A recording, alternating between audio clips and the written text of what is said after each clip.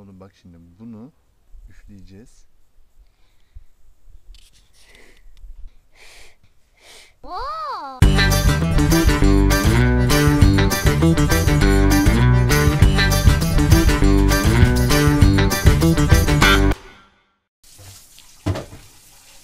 Ne doğradık buna? Biber, patates, soğan. Biraz da tereyağı attık. Ne yapıyoruz? Palamut yapacağız şeyde, Güzine fırınında. Kolay bir şekilde sarımsağı soyma yöntemi. Bastırdığınızda açılıyor. Ve Evet, kolay bir şekilde soyduk arkadaşlar. Sarımsak ve tuz ekledik. Şimdi palamut balıklarımızı bu şekilde Tepsiye diziyorsun. tepsiye diziyoruz. Palamutlarımız hazır. Şimdi bunu bu şekilde Güzine fırına atacağız. güzelimiz. Evet, balıklar hazır arkadaşlar. Bunu şimdi fırına atıyoruz. Palamutumuz Güzine'den çıktı. Gördüğünüz gibi muhteşem gözüküyor. Danalar girmiş bostana, kol bostancı danayı. Arkadaşlar bakın, Kemal Sunal'ın filminden hatırlarsınız, Sakar Şakir'de otobüste hıyar yiyordu. Bakın bu da büyük hali. Bu olmuş mu oluyor, olmamış mı? Olmuş. Olmuş artık. Olmuş artık, bayağı bir olmuş yani. Bir de böyle işte. Oo, Yani tamam. sesi çıkartabilir miyiz acaba? Hadi bakalım. Aynen. Doğruymuş demek ki.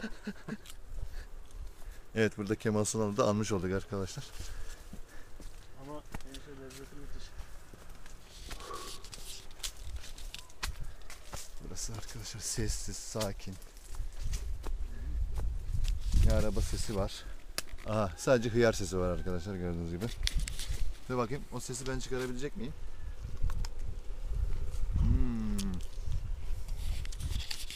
Bundan devam edin. O da müthiş ya. Vallahi müthiş olmuş bu hıyar. Rahmetli boşuna yemiyormuş. Efendim? Rahmetli boşuna yemiyormuş. Kesinlikle.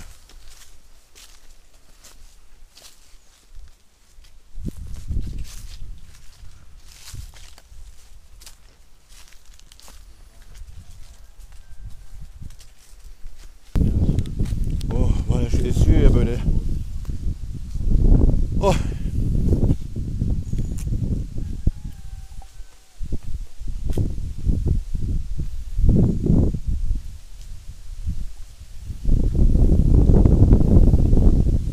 Muhammed ceviz topluyor. Ağaçtan düşenler mi onlar Muhammed? Düşen. Evet, düşenler. Ağaçta olanlar varsa bakacak şimdi. Ve topladıklarımızı Kerem heybesine attı. Nerede heybesi? Bakıyoruz. Bir dakika oğlum, az dur. Bakın arkadaşlar, şurada hemen. Evet, görüyorsunuz. Bir tanesini de zaten şey yaptı. Manuto. Bir tanesini de Ben çöp müyüm? Sen çöp değilsin oğlum. Onlar çöp değil ki. Ben. Hayır, sen çöp değilsin oğlum. Sen ceviz toplayıcısın. Ne? Sen ceviz topluyorsun. Evet. Senin heyben var. Heybene ceviz topluyoruz. Köpek havlıyor oğlum. Nasıl gideceğiz eve? Onu dövelim mi? Biraz. Yavaş.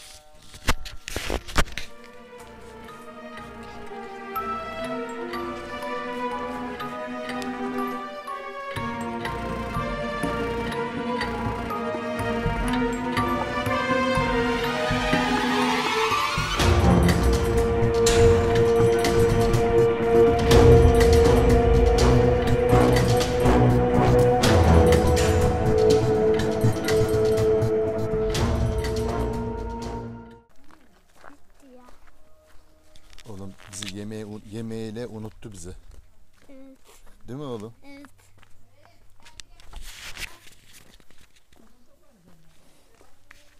Hadi gel. Koş. Kaçalım köpekten. Heybesi var Kerem'in. Aa, bakayım. Ne var burada? Bu ne?